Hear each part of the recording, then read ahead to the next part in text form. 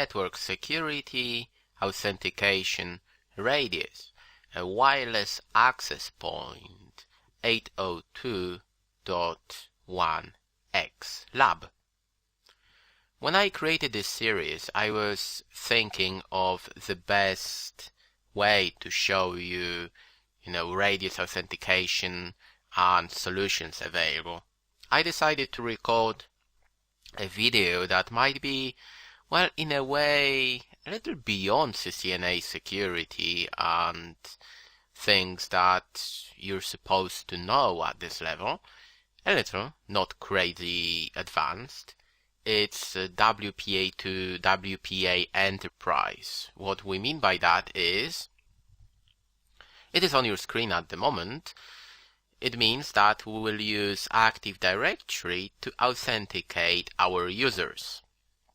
Of course, Cisco, CompTIA, they will not expect you to know that on your exam in details. Still, it is a very, very popular solution in the real world, and I decided to create a simple lab for you, show you how it can be achieved on a Windows Server 2008 and a Cisco access point. In this lecture, we are going to talk about this lab in general. We will test the access point because it is pre-configured for a pre-shared key. It means it's not radius at the moment. I want to test it. I have not used this access point for, well, I don't know, 2 months or something. I want to see if it's still up and running, and then we will implement radius authentication and see if we can connect using a wireless laptop and an Active Directory account. Let me show you the topology. The access point that I'm going to use is, I think, one of the most popular access points that Cisco have ever made. It's 1131. In my case, it's AG. It is connected to a switch, and I have Windows Server 2008. To be more specific, it's SBS. IP address 172.16.1.2. It's over here. Access point will be 172.16. I just realized you can't see that IP address. Let me fix that for you. Just move it. Crap. Here we go. Okay. And there is a wireless laptop. Just a simple HP laptop. I am connected to this laptop using a wired. It's a cable connected to the same switch actually. It doesn't matter. It can be the same subnet. The idea is to use a wireless card to connect to this access point when we are done and we want to test it. Okay, that's our topology. I hope it makes sense. I will connect to the access point now and we'll see what's going on it. Okay. I hope it's admin and Cisco. Yes, it is. Good. Remember, always use passwords like that in a lab. Do not come up with, oh, well, it makes sense to, nah, don't do it. Don't do it. Right, let me do show run and see what's on it. I expect to see 2 SSIDs, 2 networks, right? And the reason for that is that I have my main network and a guest VLAN as well. It's not important in this lab. We are going to use the main network anyway. If you've worked with access points before, I'm pretty sure you know that solution. A very popular solution. People create guest wireless networks. and they're isolated. There's no magic behind, it's just a VLAN, and I use a firewall to block access. Okay, so we can see that is my main network, MKM1.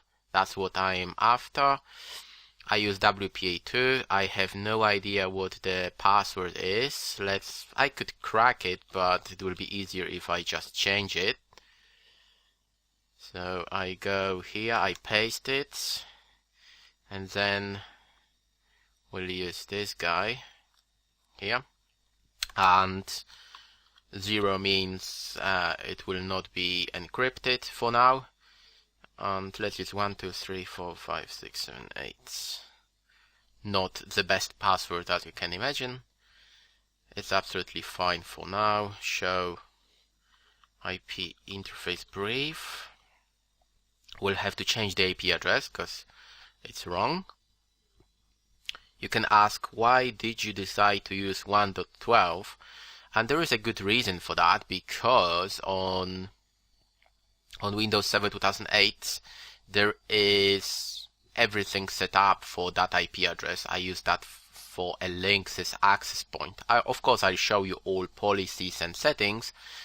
Because it's my production server, I don't want to create new policies and rules, because as you can imagine, you can break things.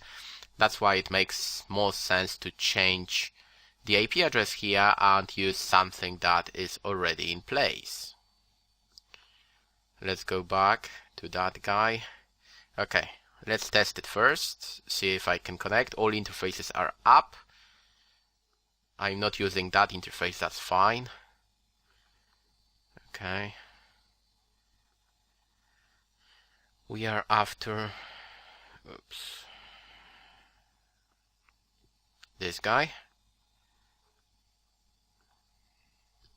1, 2, 3, 4, 5, 6, 7, 8. Come on. Okay, good. Okay. To verify an access point, show .11as. I was authenticated. That's a static IP address on that laptop. That's absolutely fine. I am authenticated.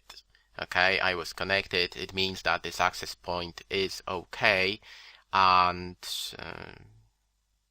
we will be ready to add a radius on it. Let's change the IP address on an access point to show IP interface brief. It's an BVI interface, bridged virtual interface, because we want to bridge wireless and LAN. Again, it's security training. We will not get into details here. The idea is it is BVI interface that we are going to use. And IP address we want is 172.16.1.12. Right.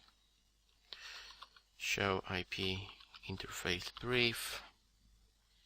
Okay, let's make sure we can ping our radius server, which is 172.16.1.2, and we can ping it from this access point. That's a good sign.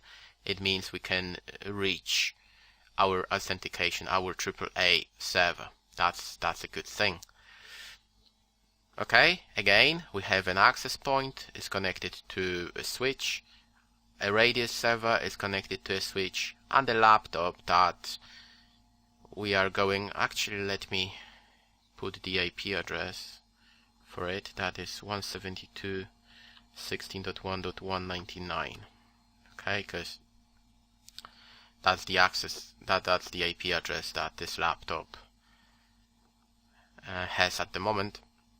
It's a static IP address. It doesn't change anything. The idea is to check and verify wireless settings and enable radius on it.